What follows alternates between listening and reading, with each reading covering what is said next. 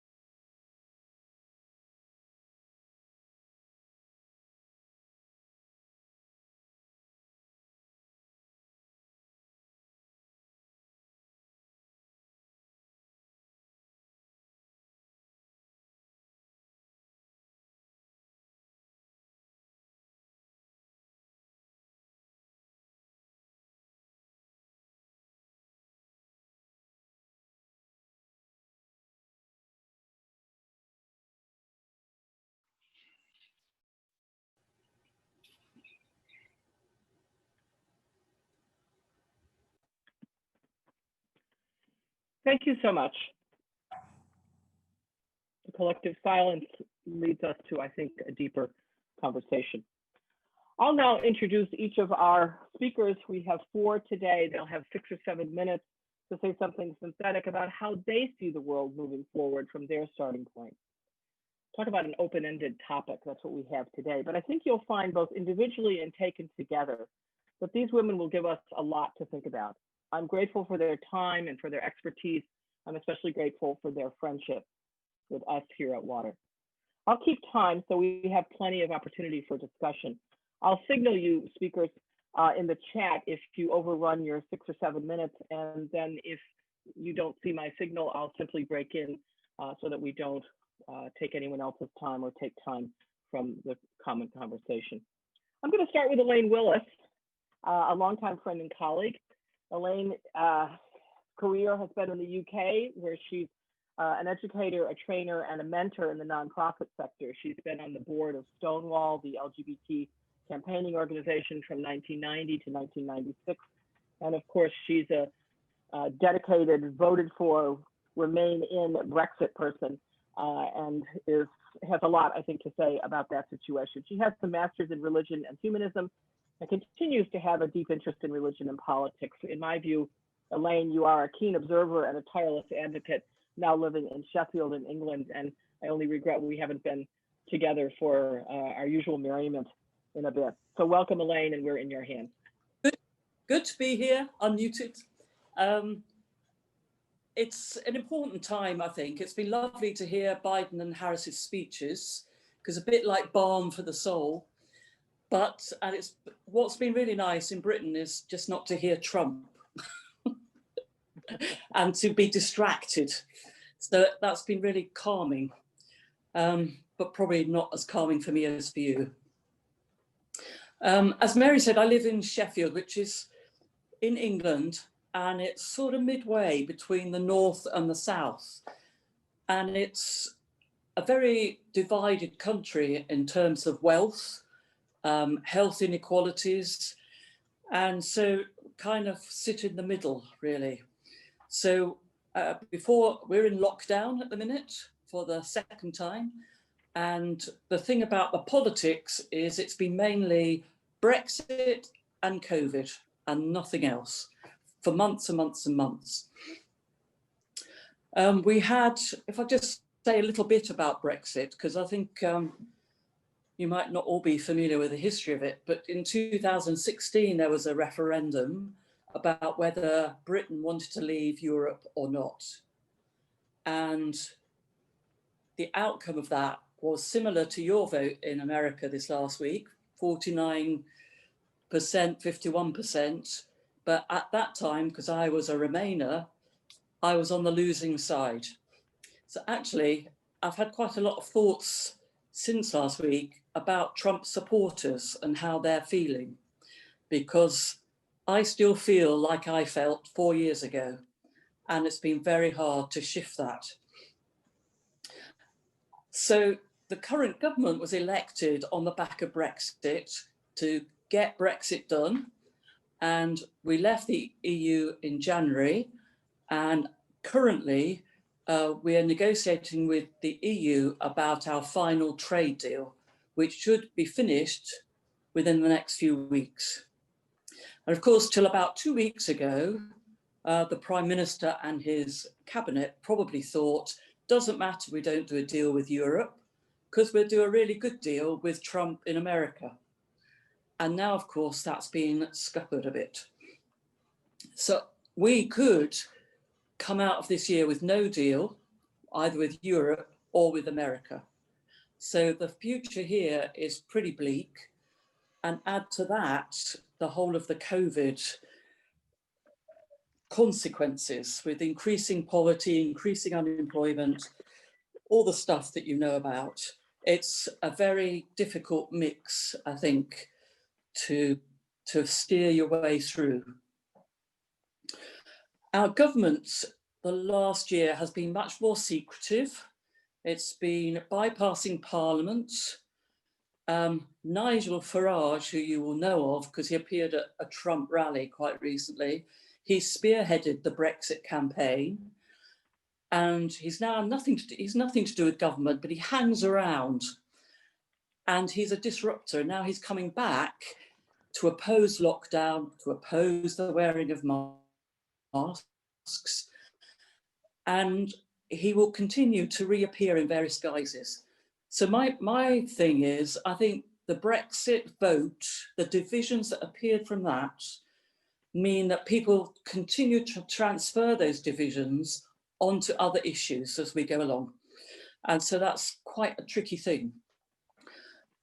So the good thing about all of this stuff is that we're all much more politically engaged. On both sides, people are more educated about their political system, they're more educated about the importance of voting. But of course, landslide in votes doesn't necessarily mean people have a mandate from the people. So there's a kind of contradiction between those two things.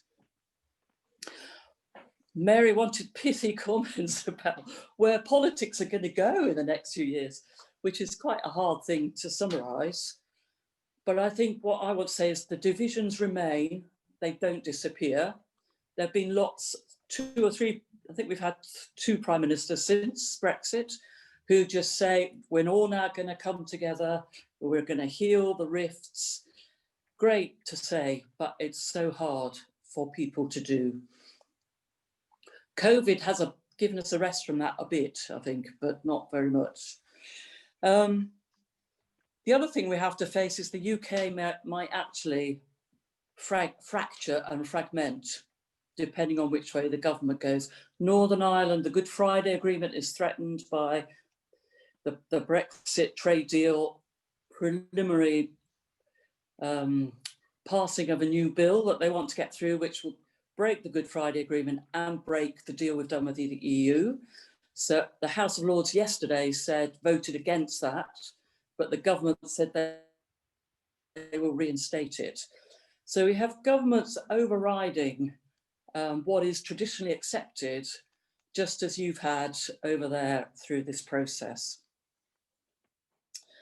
I think one thing I've learned is that you have to pay attention to the other 50%, whichever side you're on. Mm-hmm. And it's easy to be triumphalist if you win.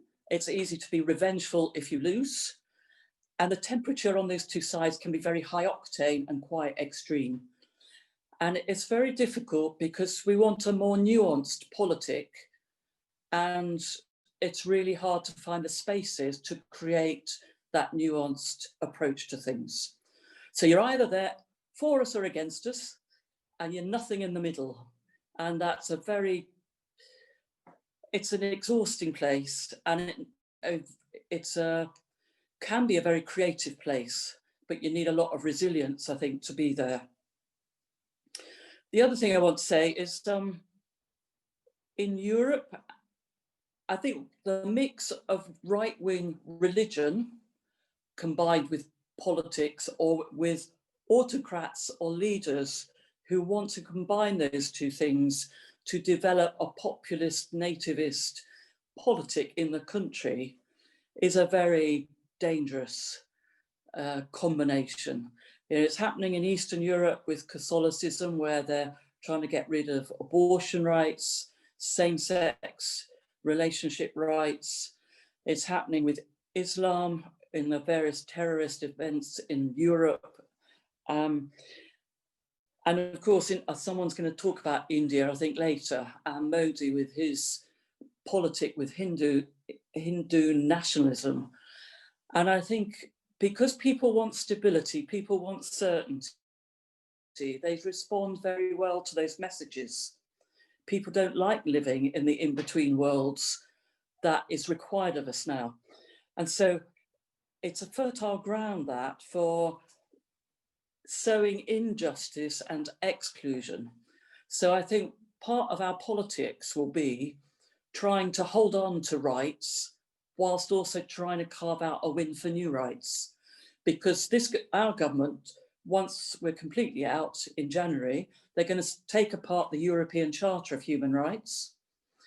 And we don't have the same reference point in Britain. We have bits of law, but we don't have the structure that that charter has, and where we initially won lots of cases for equal rights. So I think it's all about the economy, as far as our governments are concerned, but it's actually that combined with the taking away of rights, which seems to justify people's leaders' actions. So I think Brexit and Trump led me back on the street. I've been marching and I haven't done that for a long time. And I think I will have to continue to do that because I think a lot is still at risk. Elaine, Okay. thank you so very much. That's great. And a wonderful start for us. And I think you should be a commentator on the BBC. I'm going to get in touch with my contacts there and make sure that you get a show there. I think they're wasting their time with some of the people they have, but they've got some real talent in the wings here. Thank you so much, Elaine Willis from Sheffield, England. I'm going to turn now to Sylvia Marcos in Cuernavaca, Mexico, an esteemed colleague in feminist studies and religion and a longtime friend. I want to pay my sympathy to you, Sylvia, on the loss of your dear husband of late. I know that's been a struggle for you, and so I want to just let you know of our condolences and our sympathy. Sylvia is involved in local struggles for justice. She's an anthropologist of worldwide fame who focuses her work on Indigenous women, and especially with the Zapatistas and the Congreso, Nacional, Indígena. She's been a visiting professor in many places in the US, often teaching on gender and Mesoamerican religions, particularly at Drew University, at Harvard, Union Theological Seminary, Claremont School of Theology. She's published extensively, including her books, Taken from the Lips, Gender and Eros in Mesoamerica and Decolonial Christianities. And she's worked in the decolonializing efforts with special emphasis on Indigenous women for many, many years with great success, and has earned the respect not only of scholars, but also of activists, and particularly of those Indigenous women with whom she has such a deep and important relationship. So Sylvia, welcome to you, and thank you for your time with us today. And please, the floor is yours now for 6 or 7 minutes. Welcome. Hello, Mary and everyone. I'm very happy to be here with you. Well, I have to speak now of the general conditions in Mexico. There is, after this pandemic, and there is an increase in violence. And it's very sad that what I have to share with you, but you know, it's urgently that we as women commit to change this. But feminicide, I don't know if in English you use this word. Feminicide is very high in Mexico. I get really, if I tell you my personal experience, every day that I open the newspaper and I see how women are being killed, people coming into their homes, sometimes it's the partner, the ex-partner, the divorce, whatever. There are so many forms and ways of killing women in Mexico that is really, and every one of us as women, the age we are, we feel very threatened, constantly threatened, just because we are women. So this is a very difficult thing to survive in Mexico. It's important that you know this about the Mexican social context.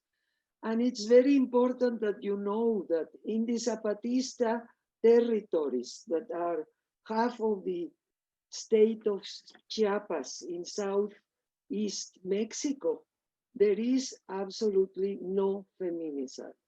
And this has been, it's witnessed by the same women there and by the people that go and visit them. There is no killing of women in that territory. So it means Mexico has the hopeful side and has the terrible side at the same time. And what is the difference? The difference is that indigenous ways of governing are prevailing in Zapatista territory. And what is this means? It's community organization, horizontal organization, all of these things that seem very utopian and that seem completely impossible to be done are being done in Zapatista territory and are being, you could say, built on the philosophical traditions of Mesoamerican peoples. And, you know, I heard yesterday Choquehuanca from Bolivia, and I heard his full, thanks to this, now that we can come in and hear the full indigenous Aymara man speaking when he took over as vice president of Bolivia. And he did really a cosmogonic, cosmological based discourse when he became vice president of. And he was proposing all of those issues: autonomy, collectivity, horizontality, self-production, all of these things that the Zapatistas are implementing in their territory, he wants to continue implementing in Bolivia. And it's also an indigenous background, an indigenous philosophical background. So, and there is also this very strong spirituality, and you just have to understand what is being spiritual for indigenous people. For indigenous people, being spiritual is being in their bodies and committed to the concerns of daily life. So it's very complicated. Mary already mentioned a book of mine that I recommend very much to read, because there are all these issues of no difference between matter and spirit, of this wholeness of life, that's very difficult to understand when we have grown. I have grown up, you know, with a Catholic philosophical background, and I was also trained into this kind of philosophical understanding of being a woman and being a man, and all of these gender trappings that we get through the philosophical background. So I recommend you to read this, because I can only say that we are very committed in the big cities like Cuernavaca or Mexico. We are very committed to stop this killing of women. This feminicide it's something that we cannot tolerate, and you should know that there are feminist groups that are now, unfortunately, I say it myself, but they are so, like you say in English, so fed up with the situation of the killing of women, that they are now resorting to violence also. The last couple of years, feminist groups are assaulting, you know, the Centro de Derechos Humanos Nacional, because they don't do anything.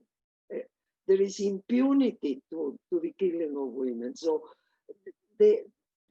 some feminist groups, especially anarchist groups, they are really assaulting also physically the offices of the state that should be defending and doing something against this killing of women, but they are not doing anything. So mainly the protests are coming from us, from Mexico, from the social movements that are committed. I am committed especially to bring Zapatista governance to the main way of governing Mexico. And this is what Congreso Nacional Indígena is doing. This is what María de Jesús Patricio is doing. This is this Consejo Indígena de Gobierno, is a collective proposal to govern Mexico. And I think this is the only way to go. I don't know how we are going to be able to do it, but there is already a proposal how we can do a collective governance of Mexico, but with indigenous principles, with indigenous beliefs and practices. And this is what I am committed to doing. And the terrible situation that we have to live through in Mexico, I already told you. I only mentioned feminicide, but there is narco control of the state also. And they are going to hate me because I'm saying this publicly, but there is a narco control of the state. And the state cannot evade this. So there is a very deteriorated social political situation. And at the same time, we have the hope of these indigenous groups that are getting coordinated and creating autonomous communities, not only Zapatistas. There are hundreds of communities, indigenous communities within Mexican territory that are trying to implement this new way of governing, this indigenous way of being collective and being just for everyone, auto-sustaining themselves, planting the planet, defending Earth, and all of these ecological concerns are perfectly bound to indigenous cosmologies and to indigenous ways of governing. And I think this is, I think my 5 minutes are finished. Mary? Okay. Okay, so this is my contribution to our wonderful water tea. Thank you so much, Dr. Sylvia Marcos in Cuernavaca, Mexico. I'm so delighted that you brought this question of Indigenous to us, because I think that especially in the US context, the Indigenous of our country are absolutely swept aside in the torrents of political conversation. And what you're doing in Mexico is so important as a model for us. We also are very impressed with the work of Nancy Pineda Madrid on this question of killing of women. So Annalie and I will put in the notes a couple of references to the question of femicide, because we talk about it as the killing of women. We don't really use that the word femicide or femininicide as it's sometimes used. But you make a very important point and a signal contribution to our conversation. I'm going to turn now, with thanks to Sylvia, I'm going to turn now to Charlotte Lim from Singapore. Charlotte was a water intern in the summer of 2018. Seems like 100 years ago, Charlotte. That's a very special category of persons, young women who have been working here at Water.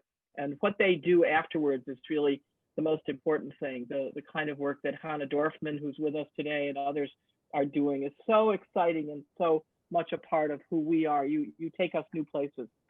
And Charlotte was in the States at that point because she was an undergraduate exchange student at Yale University. She's currently working toward improving board diversity with the Council for Board Diversity Secretariat in Singapore. And that means that she's working on trying to get gender equity on boards of listed companies, statutory boards of government bodies and charities in Singapore. She wrote a very interesting thesis when she went back to college from here on women in ministry, and the intersection of feminism and religion has always been on her radar. So we're very happy at 3 o'clock in the morning to have you back in the office, Charlotte, and very much look forward to what you have to say about how you see things at this point, given this global kaleidoscope we're trying to build as we look around the world in a very liminal moment. So Charlotte Lim, welcome home. Thank you so much, Mary. With your permission, if I may, can I just have a quick poll of everyone? Has anyone on this call been to Singapore before? If you could just raise your hand. Oh, okay, it looks like we have one person. Veronica Dunn, the well-traveled Veronica Dunn. Who, anybody else? Anybody else? Nope, just the well-traveled Veronica Dunn. Join the convent and see the world, Veronica. I've always thought that. Go right ahead. Yeah, we welcome you ahead, to the island. It's somewhere all year round here in Southeast Asia. So yeah, we just wanted to say that, you know, we stand in solidarity with all of you in the US with regard to the recent election results. This is certainly a moment of hope in what I'm sure has been a very difficult year. Singapore also has had our elections this year. I think what a lot of, sorry. Yeah, I think a lot of people may not be aware of is that the ruling party in Singapore has been the longest ruling party in the world. We do have fair and free democratic elections once every 5 years, but the same ruling party has always been voted in power. And our voter turnout rate is always about 99%. So that tells you something about us. We're extremely small city-state, just neighbors to Malaysia and Indonesia. So I just have 3 quick points for today's sharing. The first one is regarding Singaporean elections. So similar to what previous panelists have shared, we also, I think, are seeing a lot of movement on the ground, just in terms of people who want to see a more diversified range of voices in parliament. So in decision-making bodies, government bodies, there's a lot of sort of call to action on the ground for people from different backgrounds, for people with different political beliefs, especially in a situation in Singapore where a lot of people have said there actually isn't very strong opposition being presented to the ruling party that has been in power since before independence in 1965. And so this year, it was a really interesting turn of events because the election outcome was that the current ruling party, the People's Action Party, did not receive as strong a mandate as they expected and as they had hoped for. And so the vote share that they received fell to about the 60%. And this is sort of a far cry from years of having held it at about 70 or so percent. So I think that is a trend that we see around the world. Having more diversified voices in parliament is in demand. And we're still in the early days because the election just happened in July. So we'll wait to see in the next 5 years if the opposition parties in Singapore can deliver on sort of having that stronghold in the constituencies and making good on the policy promises that they have campaigned so hard for. So that remains to be seen, but we are excited about the future because of sort of a more wide range of views in Parliament as a result of the election this year. And the second point I think I want to share about is Singapore's experience with COVID. So Singapore's population is about 5 million, and as of today, we've only had about 2 cases in the community, and in total, we've had 28 deaths. So that's relatively low, but considering we caught on the virus incredibly early. So I think after China, China, Korea, and Japan, Singapore is about one of the first few countries where it really sort of like started to explode. But I think what I want to focus on is not just the virus aspect, but also how some commentators have been calling COVID-19 also a pandemic of inequality. In Singapore, there was an unseen crisis among the migrant worker community. So these are low-wage, low-skill workers who are predominantly in the manufacturing and construction industries. The community cases, or so we call it here, refer to the cases that Singaporean citizens or expatriates or permanent residents have contracted. But what they don't count to the numbers is the cases that the migrant worker community have contracted. Because they're of such a different sort of hierarchical structure in Singapore, they're sort of near the bottom because of the number of migrant workers there are about 300,000 in Singapore, and how their existence and their right to stay in Singapore is solely tied to their job, which is low skilled, low wage. And so we don't really take that into consideration in many of the policies and many of the responses when it comes to COVID. We were just focusing on, the government was really focusing just on the citizens and the PRs, and not so much sort of casting them aside. And so what it really revealed was inequality and systemic discrimination against the migrant workers who have come from neighboring countries like Bangladesh, China, India, Sri Lanka. COVID has also sort of brought to light the very poor and unsanitary living conditions in the dorms in which these migrant workers were housed, which really allowed the virus to spread among them. And so actually in total, we have about 58,000 cases right now. Many of them are not active, many of them have been recovered, but I would say about 80%, I believe, actually come from the migrant worker communities and not so much the Singaporeans. And so the lockdown has really exposed the limitations and weaknesses of the migrant employment system and the bare vulnerability of foreign workers in Singapore. I think everyone, if you've seen pictures on, of Singapore online, or Veronica yourself, if you've been, everyone thinks of Singapore as this extremely affluent, hyper advanced, green city. I just saw a meme online just today about how, if something didn't happen and then society would look like this. And so it's one of those meme formats where they project something positive into the future and they just, use Singapore's image to convey that message. And so we can become like a model city in many ways for the rest of the world.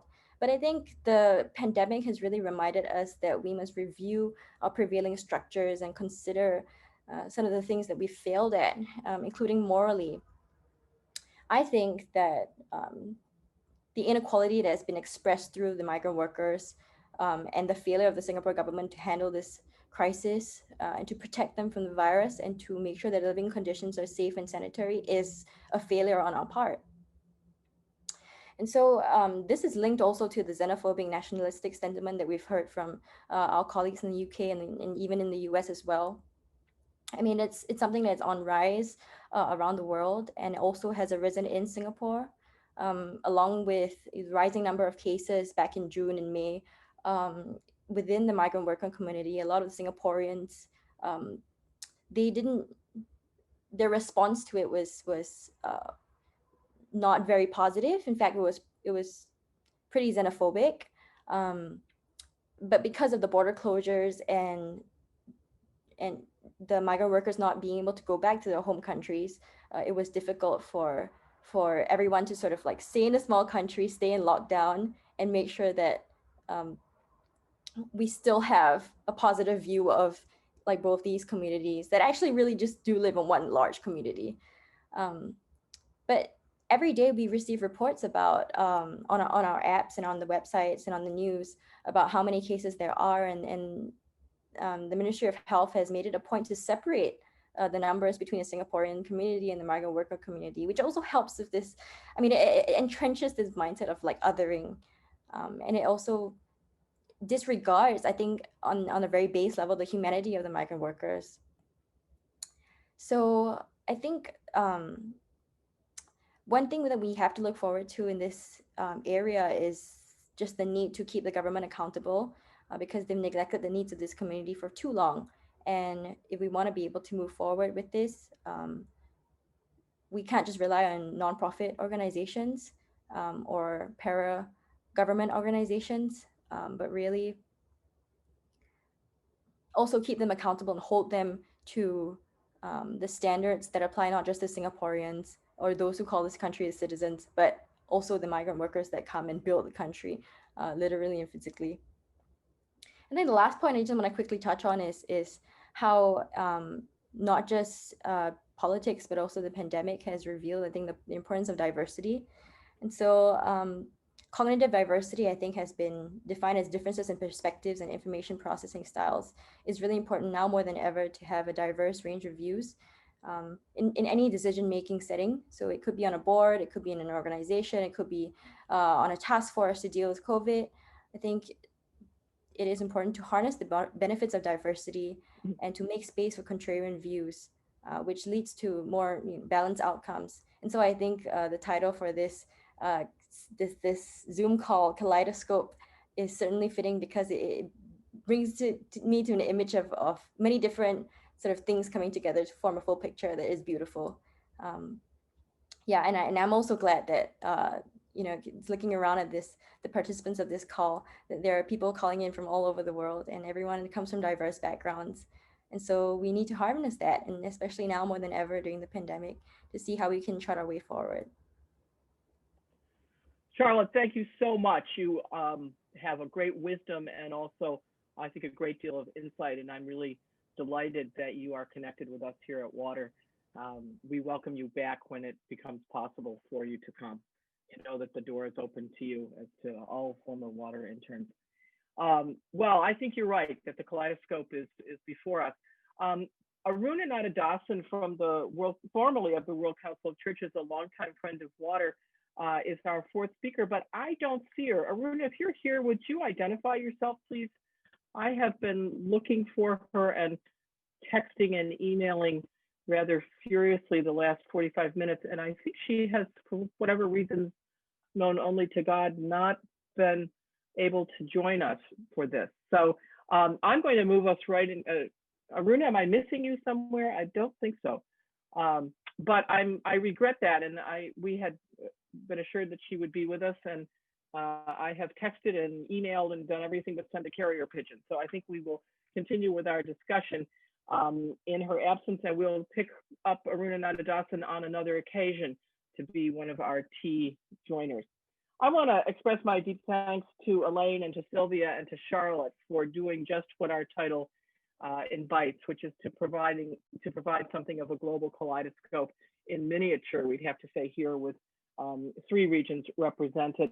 And now the floor is open. I dare say, however, that there's no other place I know of this afternoon where this kind of conversation is going on. And so I want to thank my colleagues here at Water and all those who support Water for making this possible, because really this is a conversation among colleagues in feminism and religion, and the very issues that we've raised, Elaine raising a lot of the issues around politics and humanistic ways of thinking about other people in the British context, and Sylvia raising the very important issues of both Indigenous people and the killing of women, and Charlotte putting diversity right in front of us here on the table. So we've got a lot of rich content. The floor is open now for conversation.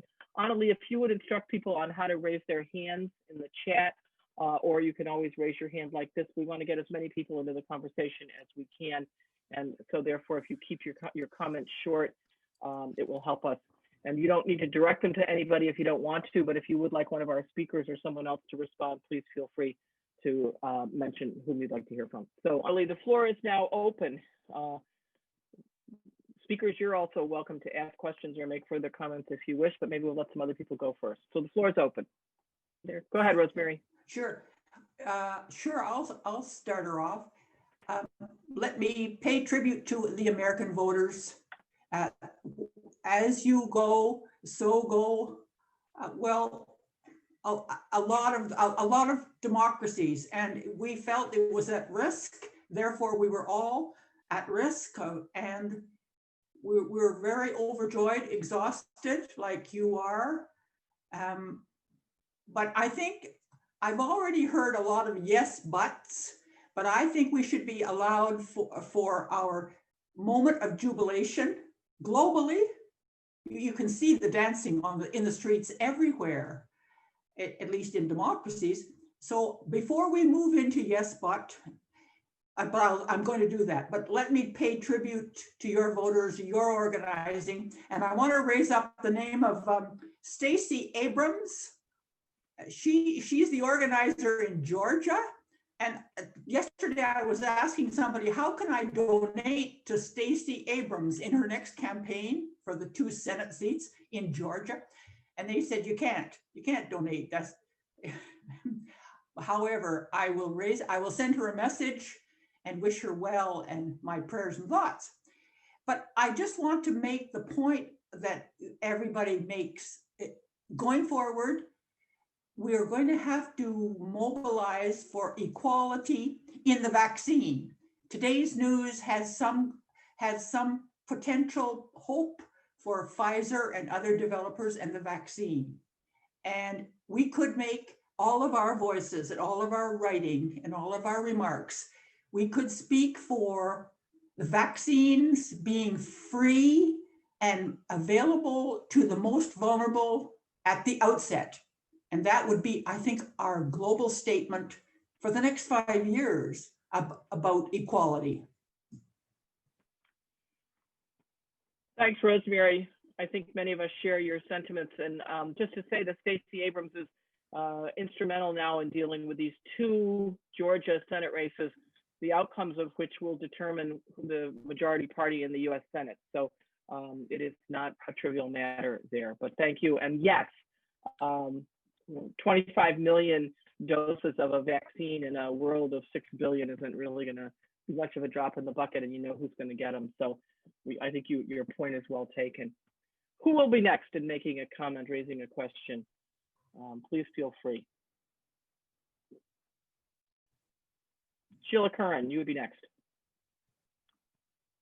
Well, I want to say thank you to all the speakers, and like as always, for everybody else in Water, because these are always thought-provoking opportunities. And I suppose the 2 things that struck me that is common to what most speakers highlighted, and which, you know, in Ireland has become, you know, very apparent, is that COVID it highlights inequalities, whether it's migrant workers, refugees, or just the poorest of the poor who are the victims and who suffer most from it. And secondly, the increase in violence towards women. In Ireland, certainly there's a huge increase in the violence towards domestic violence, as well as the killing of women. Nothing like what's going on in Mexico, but it is hugely alarming, the increase in it for a size of a country that we are. And in 2000, like in the years we're in, that you would never think that it was possible. But the amount of women that have been murdered in their own homes, and as Dr. Sylvia outlined, that it's mainly by partners, it's mainly by people that people know. And COVID has really highlighted, you know, the problems that are at the back of that. And I also wanted to say the thing that Elaine said that's really a challenge for all of us at this time, and you know, whether you're political situation in the US or the political situation in Ireland and England, but it is how to get that middle ground, how to have that bipartisan thing that leads all the time and is fueled by right-wing rhetoric, whether it's religious rhetoric, whether it is, you know, very right-wing politics about who's in, who's out, who's, you know, who's of a particular country, like who's the real American, who's the real Irish, who's the real English. And then, like, what do you do to bring it together? Like, where do you find, how do you do that hard work? Because it's a very hard graft at a community level. It's a very hard graft during a pandemic, but it's a very hard graft when churches and places of faith, they use that very right-wing rhetoric, and how to get that common ground when you have other sides of those faith traditions that don't have it. But the focus, like whether it is in Poland, whether it is in Catholicism, you know, whether it is in any other faith tradition you want to get. And they're the voices that the media hang on to as well. So I just was really challenged by how do we get, you know, how do you have the collective interconnected globalization of that other voice that we are trying to do here in water, or whatever, that kind of breaks through those barriers when the hijacking becomes, you know, because it serves the headlines and that. But I was just very struck by those issues. Thanks, Sheila. Elaine, did you want to make a comment? Did you want to respond to Sheila or make any kind of comment? I'll just unmute myself. I don't know how, except the old ways of coalition building and refusing to rise to the oppositional positions. But I mean, Northern Ireland has huge experience of trying to do that, and we know how long it takes. And so there aren't easy answers, are there, except refusing to rise to the polarities. And you have to say, I guess, I always like to think of things in thirds, that there's a third of people happy to be in that middle bit, a third who will always be over there. And in a way, it's the other third of people who are open to coming towards other people that you want to sort of focus on. But finding those people and finding the right places within in which to involve them, where they're comfortable and where it's effective, is very hard. Yeah, we face this problem 24/7 in the U.S. With the upcoming Thanksgiving holiday, for example, that many of us in our own families can't talk to one another, and that's really a deep shame. And it's very hard to know. I was on a call the other night, our women church group, and one of the women, an African American woman, said, "You know, I just want to sit down," she said, "not to convince anybody, just to really hear from someone who voted for Donald Trump. Why did you do that? You know, 4 years in, what was your thinking?" And she said, "I don't want to convince," and I think that was a very good approach. I don't need to change your thinking, but I just want to know why, because it's so incomprehensible to many of us after 4 years of what we've gone through as a country, that anyone, we can see why they would have done it in the first place 4 years ago, but many of us literally don't understand. I count myself, I don't understand what it is that you can box up and put aside and vote for such a person. And I mean that as, I think that reflects a lot of people's thinking. We just don't know. We could look at individual issues. We can look at he's pro-choice. We can look at the economy pre-COVID. There's all the things that are given as excuses. But racism and white supremacy are the best conclusion for why people do it, and nobody's going to say it. So that's a very hard problem that we have in this country, that people will, and many people wouldn't even admit that they were going to vote for Trump because they would be called racist or white supremacists. But this is the reality. Anyway, I just want to put that out as a datum of international conversation, because that's where we are. It's that hard. So coalitions, I mean, I don't know how you'd even do that, but it's that hard, Elaine, you know, just to say. Yeah. But the appeal is also like, you know, make America great again, make Britain great again. Oh. And to me, all that we are going through here is like the dying ways of empire. You know, it's connected to our history, and it goes back a long way. And there's this sense of entitlement. You know, Brits are used to being listened to. We're used to having power in certain places.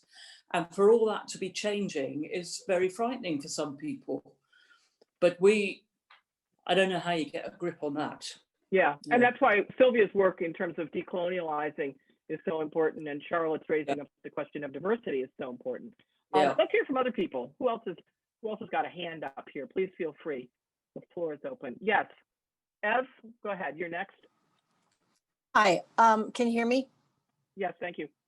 I just posted in the chat the title of a new book called The Art of Holding Space.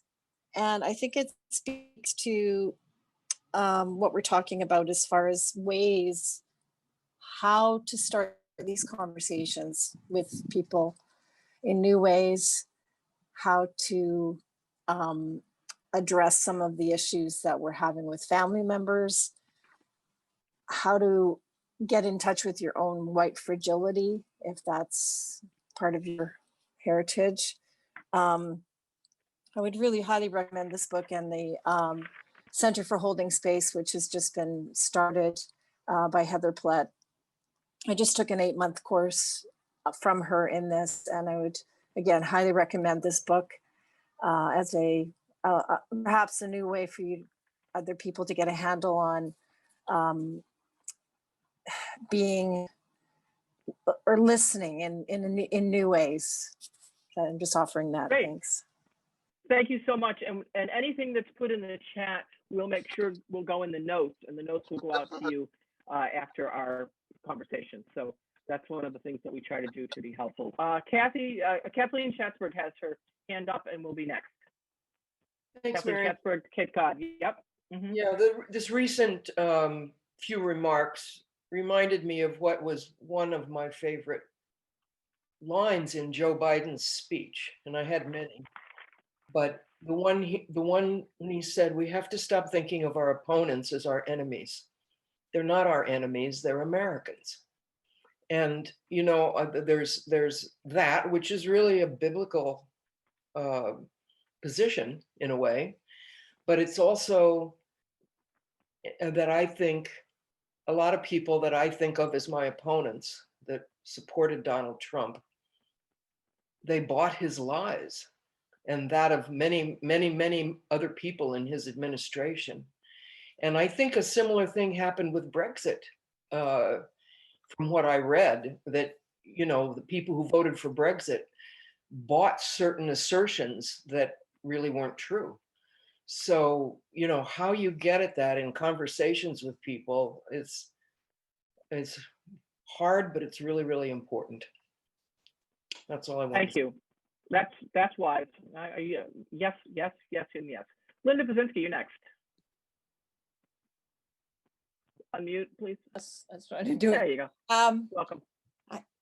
This whole current divide reminds me so much of what has been going on in the Catholic Church in terms of, especially when I was with Call to Action, trying to bridge the gap with the more Orthodox Catholics.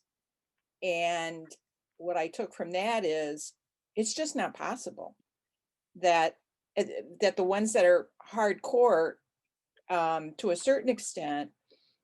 I was reading an article this morning that says that one of the reasons that it's very difficult to talk to Trump voters is because they don't use rationality in making their decision. It's emotional, it's identification with the leader, to where there was even a psychological term for it, where you're so enmeshed with the leader that you lose your own identity by trying to separate from that person. And that leaves me very pessimistic, I think, because I was on a spirituality group before the pandemic shut everything down that a girlfriend got me into, and many of the women were very, you know, novena types and everything, and it was such a culture shock to me, and it was like pounding my head against the wall, because you can't appeal to them on rational grounds in terms of what the person has done in making the decision to vote, because for them it's just they're going with their gut. And that also brings in the whole thing about if you only listen to talk radio and Fox News, you don't see the world. So how do you get people to see the world in a different way, to broaden their view when that threatens themselves? Because some people just like being told what to do. I mean, there's a good portion of the population that just likes having those rigid rules because it gives them a sense of self-control. I know I have a girlfriend who's just the most charitable person in the world, but she truly believes I'm not getting raptured and she is. And I think she led a very wild young life, and her moving from Catholicism to evangelism fills that hole in her that helps her maintain control. And we can't talk politics. I mean, it's just unless we ruin our relationship. So I just see this as such a difficult area. Well, it certainly is, and there's many explanations, but there's also the question of how in a pandemic we don't have a choice but to work together as a world, and that I think could be something that could help us, especially with Charlotte's insights about how the poorest of the poor are the ones who are most affected, those marginalized. I mean, there has to be some way to think about that and get us the next step. Eileen, did you have a comment? Set your hand up? No? Okay. Anybody else before we come to the close of our hour? There's so much here to discuss, but it's hard in some ways to get a handle. Anybody else have a comment? Yeah, Charlotte, go right ahead. Unmute yourself, please. Yeah, I think what I wanted to share is, this reminds me of a Latin quote that goes, "We finish our labors to begin them anew." So just as the sun is setting, the idea is that the farmers actually see their next crop for the next day. So I guess the work has already been begun.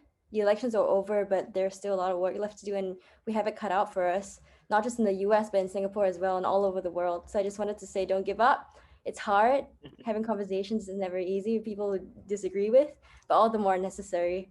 And we're supporting you all the way for you. It takes more than a day to travel to DC from Singapore, but we're still supporting you. Well, that's great, and it's wonderful to have you with us. Your quote reminded me of a friend of mine, and some people on this call know Clarita Ajo, who is in Matanzas in Cuba, and her response to me was, and you know Clarita as well, Charlotte, from your time here. Clarita's response to me was, "We see a new sunrise."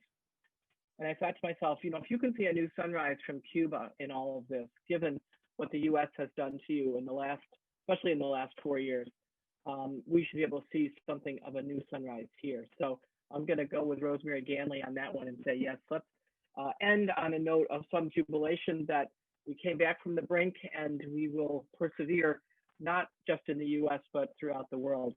I want to thank all of you for being with us. I want to particularly thank Elaine Willis and Sylvia Marcos and Charlotte Lim for sharing their wisdom with us. And it was wisdom. I have to say, I take a lot of wisdom with me from this. So thank you to the three of you, and thank you to everyone who has been a part of this. It's been a rich start, but we will say goodbye, bid adieu from water for wishing you good health and good cheer, wishing you also justice and solidarity. Thank you very much, everybody. Have a great day. Bye-bye.